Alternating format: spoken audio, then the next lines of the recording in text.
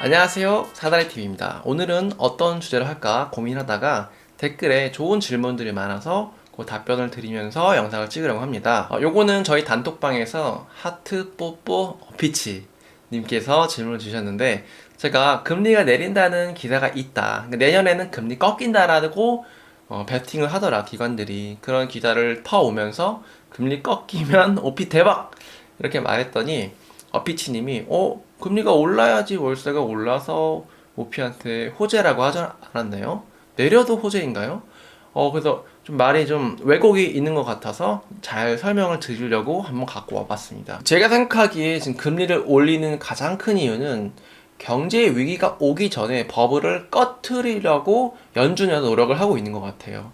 그래서 경제 위기가 오지 않게끔 지금 이제 돈을 관리하고 있는 것 같고, 만약에 경제 위기가 온다면, 또 불황이 온다면 수익형 부동산이 오히려 부각을 나타낼 것이라고 생각을 합니다. 자, 우리 갭 투자 하시는 분들 어떻죠? 전세가가 내려가면은 마음이 너무 불안해요. 역전세 나면. 전세 보증금처럼 돌려줄 돈이 없다면 우리는 장기 투자가 가능해집니다. 또 월세를 받는 수익형 부동산은 장기 투자가 가능하다는 거죠. 그래서 시세가 조금 떨어져도 어쨌든 월세가 들어온다면 대출이자를 내는데 문제가 없기 때문에 버틸 수 있는 힘이 됩니다. 그래서 나중에는 대중들이 몰려와서 오피스텔을 또는 수익형 부동산을 투자할 것이다. 과거엔 어땠을까요? 2008년도에 경제 위기가 왔잖아요. 그렇지만 2012년도까지 오피스텔은 상승했습니다. 대중들이 오히려 불안할 때 더 수익형 부동산을 찾는다는 거죠. 지금 보시는 그래프는 미국 기준금리 그래프입니다. 옛날 거부터 쭉 갖고 왔는데요. 금리는 언젠가는 내릴 것이라고 생각합니다. 과거에 보면은 금리를 한번 올렸다가 내렸다가 올렸다가 관리를 합니다. 이렇게 금리를 내렸는데 경제 위기가 올 것 같으니까 쭉 올렸다가 양적 완화를 한번 해보겠다. 그때부터 저금리가 쭉 유지가 되죠. 잠깐 올랐다가 코로나 때문에 다시 내렸습니다. 그리고 언젠가 이 금리가 다시 2%대로 유지될 것이라고 믿고 있어요. 너무 저금리도 전 안 좋은 것 같고 적정한 금리가 좀 좋다고 생각하는데, 지금은 버블을 터트리는 단계이기 때문에 어쩔 수 없이 좀 높였다가 버블이 터지고 난 다음에는 다시 낮출 거라고 생각하는데, 뭐 올랐다가 내리면 어떻게 되는 걸까요? 어피치님의 질문이 이건 거죠. 막연하게 오르면 오피스텔이 좋고 내리면 안 좋고 이런 건 아니고 그 흐름이 중요한 것 같아요. 오피스텔의 실질 수익률이 확 좋아집니다. 무슨 얘기냐면 월세는 높아지죠. 월세는 높은데 맞춰져 있는데 이자가 다시 낮아지게 됩니다. 그러니까 월세에서 대출이자 빼면은 훨씬 더 수익률이 좋아진다는 거죠. 그래서 오피스텔 투자 매력도가 커지는 거죠. 그리고 어느 순간부터 높아진 월세에다가 금리가 내리면은 전세대출 금리가 낮아지면서 다시 전세의 매력도가 커질 것이라고 생각을 합니다.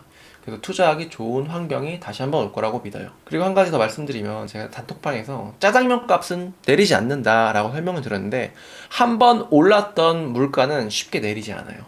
이게 저희 우리나라 1965년도부터 지금까지의 물가 상승률입니다. 88년도에 올림픽 하면서 한번 기울기가 가팔라지죠. 그 뒤로 어쨌든 물가는 한번 올랐던 물가는 내리지 않습니다. 짜장면 가격이 내리지도 않고요. 그래서 한번 오른 월세는 쉽게 내리지 않습니다. 주변에 신축 공급 입주가 있지 않는 한은 내리지 않고, 월세가 오른 채로 고정되어 있는 상황에서 금리가 내리게 된다면 그거는 투자 매력도가 상당히 높아질 거라고 생각을 해요. 그 신사임당님이 그때 오피스텔 투자자를 모셔놓고 했던 얘기가 사실 이 얘기거든요. 20, 30주 사놓고 금리가 오를 때까지는 버티다가 금리가 내릴 때 판다. 왜냐면 그때 투자 수익률이 좋아지기 때문에 대중들의 관심을 가질 것이다. 그런 논리로 얘기하셨는데 저는 어느 정도 공감을 하는 바입니다. 그 다음으로 전세금에 대한 간주 임대료입니다. 그럼 이 오피스텔도 똑같이 간주 임대료 신고를 해야 되는 건가요? 일단 간주 임대료에 대해서 알아보면, 우리가 보증금을 받잖아요. 그것도 소득이야 라고 하고 과세를 하는 거죠. 솔직히 저는 이거는 이중과세라고 생각을 하는데, 뭐 법이 그렇다니까 내야죠. 어쩔 수 없죠. 3주택 이상인 분들이 내는데, 중요한 건 소형 주택은 내년도까지는 주택수에 포함되지 않아요. 매년 이렇게 좀 연장되고 있거든요. 그리고 40제곱미터 이하인 주택, 오피스텔은 대부분 30제곱미터 이하이죠. 그리고 과세기간 기준시가 2억 원인 주택, 동시에 만족을 해야 돼요. 그러니까 동시에 만족을 해야 돼요. 40제곱미터 이하이기도 하면서 국세청 홈택스에서 공시하는 기준 시가가 2억 원 이하인 경우. 근데 제가 1억 5천짜리 오피스텔을 사면은 기준 시가가 한 1억 1천만 원 정도 하더라고요. 제가 투자한 오피스텔은 대다수가 다 1억 원대라서 크게 뭐 문제는 없는 것 같습니다. 댓글로 질문을 주셨는데, 만약에 아무리 그 땅값만 가지고 거래를 한다 쳐도 재건축에 제한이 있다면 무슨 의미가 있나라고 말씀을 하셨어요. 그러니까는 법적인 제한은 일단은 없어요. 그동안 오피스텔은 소유주가 100%가 동의를 해야지만 재건축이 됐는데 법이 바뀌었어요. 80%만 동의하면 나머지 20%는 매도 청구하듯이 강제로 진행해버릴 수가 있더라고요. 그래서 이게 땅값을 보는 게 무슨 의미가 있냐라고 하신 거예요. 근데 저는 조금 생각이 다릅니다. 이 대지지불제라는 것도 마지노선이 있어서 아무리 그래도 땅값만 주고 거래를 한다고 해도 땅값의 반값에도 지금 거래가 되고 있더라고요.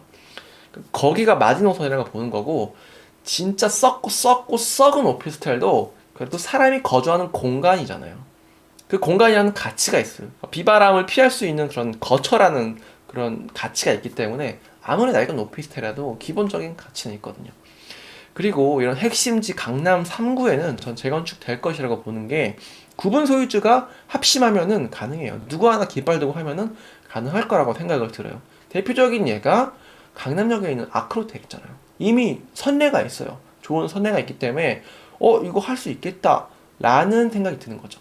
다만 상가, 근린생활시설 비율이 높은 곳은 임차인들의 반대가 심해서 그것은 쉽지가 않습니다. 그러니까 오피스텔로만 80% 이상 이루어진 데가 아무래도 투자가 쉽다고 생각이 되고요. 브라키오사우루스형 그래프, 이게 뭔 말이냐면요, 제가 직접 보여드리겠습니다. 이게 브라키오사우루스예요. 아들 키우시는 부모님들은 잘 알 것 같은데 공룡 그래프가 이렇게 됩니다. 이런 그래프 형태가 될 거라는 거죠. 자, 보여드릴게요. 청담동에 경원 오피스텔 먼저 보겠습니다. 자, 경원 오피스텔 어떻습니까? 브라키오사우루스 같나요? 1억 3천, 1억 4천. 그러니까 최소한의 그 주거의 가치로만 거래가 되던 게 갑자기 3억 원이 뜁니다. 아마 어떤 세력들이 들은 것 같아요. 연식이 32년 차예요. 참고로 오피스텔은 그 30년 연한이 없습니다. 그래서 뭐 호재가 있다, 또는 뭐 땅값만 주고 거래를 한다, 뭐 디벨로퍼가 뭐 연락을 했다, 뭐 그런 얘기가 솔솔 나오는데, 딱 청담역에 있는 리버스텔 한번 보겠습니다. 1억 초반대에 거래가 되던 게 갑자기 뭐야?